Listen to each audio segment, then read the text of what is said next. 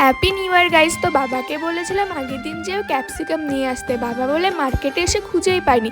তো কি করা যাবে, আমাকেই আবার মার্কেট আসতে হয়েছে। তো ওই দোকান থেকে ক্যাপসিকাম কিনে এই দোকানে এসে আমি ফ্রাইড রাইসের চাল কিনছিলাম, আর দাদার দিকে আমাকে বলছিল কি কি লাগবে। তারপরে তো ফ্রাইড রাইসের জন্য আর বাকিবার যা যা লাগে সব কিছু কেনাকাটি করার পরে বাড়ির দিকে যাচ্ছিলাম, আর এদিকে দাদাও ছিল। তারপরে তো বাড়িতে এসে এদিকে আমি বিনস গাজর এগুলো সব কেটে নিচ্ছিলাম আর একটু চা খেয়ে নিচ্ছিলাম। আর আজকে আমি ফার্স্ট টাইম কারো হেল্প ছাড়াই নিজে নিজেই রান্না করেছি। ফার্স্টে চিকেনটা বসিয়ে দিয়েছি, চিকেনটা হয়ে যাওয়ার পরে বিরিয়ানি করব। আর তোমরা কারা কারা আমার মতন বাড়িতে বসে 1 জানুয়ারি কাটালে আমাকে কিন্তু অবশ্য কমেন্টে জানিও, আর কারা কারা ঘুরতে গিয়েছো তারাও অবশ্য কমেন্টে জানিও। আর এইদিকে কথা বলতে বলতে তো আমার সব কিছু কমপ্লিট হয়ে গেছে। আর ফার্স্টে ভাইকে এনে দিলাম, দাদাকে দিলাম, আর আমার গাইস 6টার দিকে রান্না করতে বসছি। আমি 10টা বাজিয়ে দিয়েছি এই 2টা খাবার বানাতে।